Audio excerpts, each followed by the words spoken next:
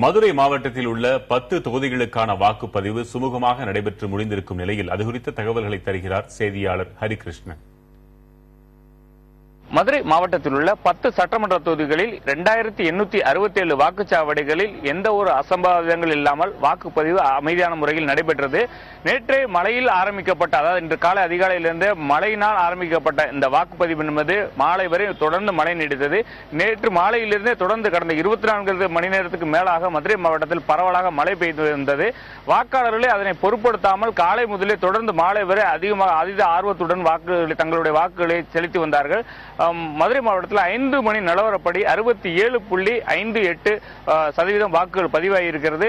அதே போன்று இந்த மற்ற 10 வாக்குச்சாவடிகள், அந்த 10 சட்டமன்ற தொகுதியில் பதிவான வாக்குச்சாவடிகள் உள்ள அந்த மின்னணு இயந்திரங்களிலே அந்தந்த முகவர்கள் முன்பாக சீல் வைக்கப்பட்டு அவருடன் கையொப்பம் பெற்றுக்கொண்ட பின்பு அங்குள்ள ஜோனல் பார்ட்டி என்று சொல்லப்படுகிற மண்டல குழுக்களிடம் ஒப்படைக்கப்படுகிறது.